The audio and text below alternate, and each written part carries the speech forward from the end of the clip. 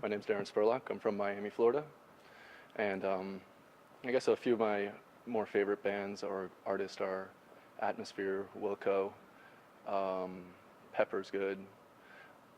In middle school, I felt like I was the first person to like Dave Matthews Band. Now I don't like him as much because he got more popular. That usually tends to happen with me. I like to think that I found the first person to find the good band, and then it gets popular. I'm like, forget that. It's gonna take me a second. Hold on. All right.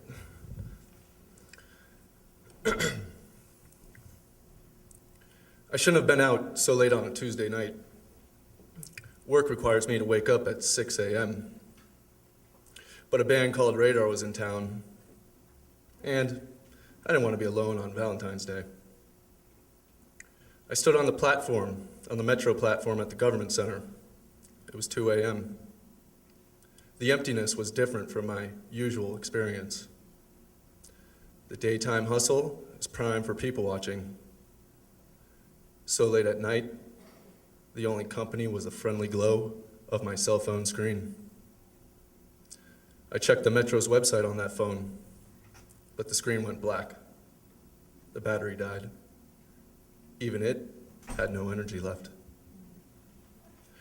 From the Metro station, I saw an apartment complex across the way. A door opened. A man and a woman walked out, holding hands. They were looking at each other, one admiring the other.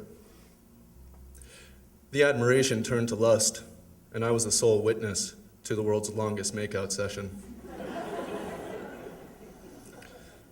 For completely different reasons, Valentine's Day makes me as sick as St. Patrick's Day.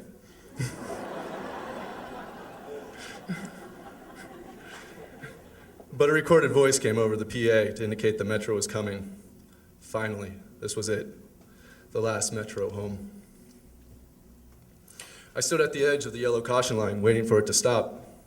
Cart 1, Cart 2, Cart 5 was for me. As I walked in, I saw a black lady with a toddler who used her arm as a pillow. His tiny hands grasped her arm like he was afraid in his little dream she'd leave him. At the far end were the snoring night laborers. They were grimy, dusty, and they looked as though they deserved to be tired. There in the seat closest to the door was a woman so beautiful that if living in another time, wars would have been waged to win over her love.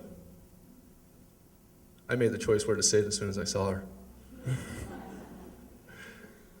Our seats were aligned, one directly in front of the other, but I was careful not to stare. It was too late and dark for a dude of my size to stare at any girl. So I looked to the right, out one of the windows, but watched her in my left periphery. She was gorgeous.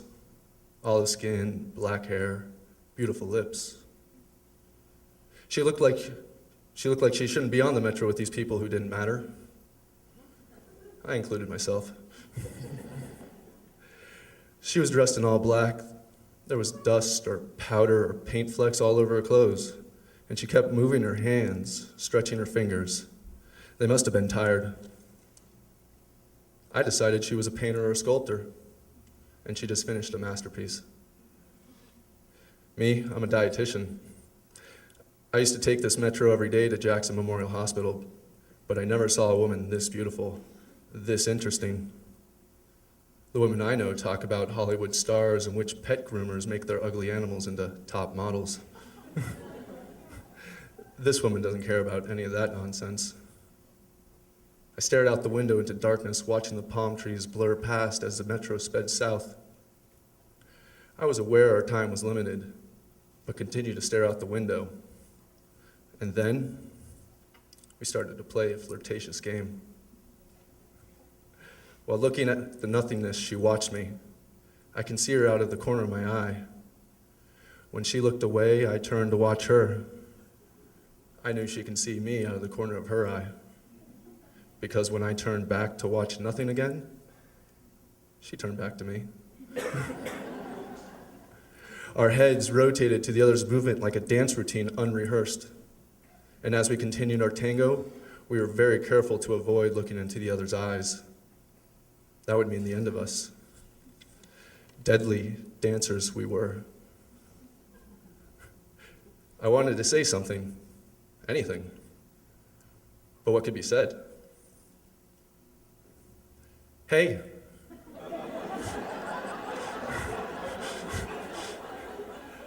It sure is late. Or, why you riding the metro at this time, girl? Or, late night. All were questions involving time, and time was running out. I tried to think of something great, something that embodied my spirit and character. More time passed. I only came up with, so nobody loves you either, huh?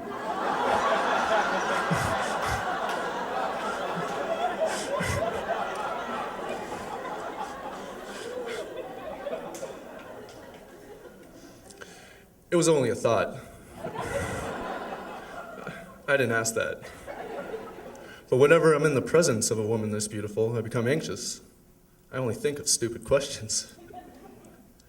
Suddenly, she stood and picked up her bag. We were arriving at her destination. From here, she'd be gone forever. She took 3 steps towards the door, and with her final step, the train slowed. She lost her balance.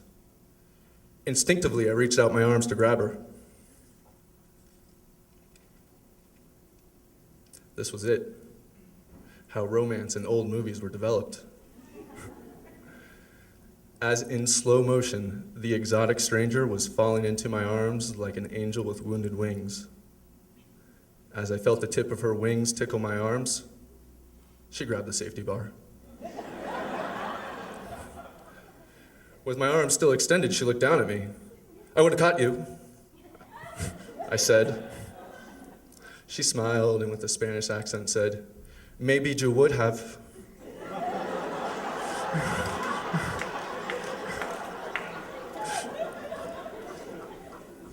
I looked into her eyes.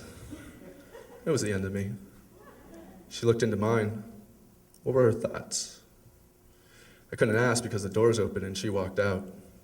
And I couldn't follow her because this was the last metro home. I knew I wouldn't see her again. She lives life at a time different than I do. My stop was the last. Walking out, I saw the young mother try waking up her son. She gave up and carried him. It was too late for him. It was too late for me too. But one day, it'll be perfect timing.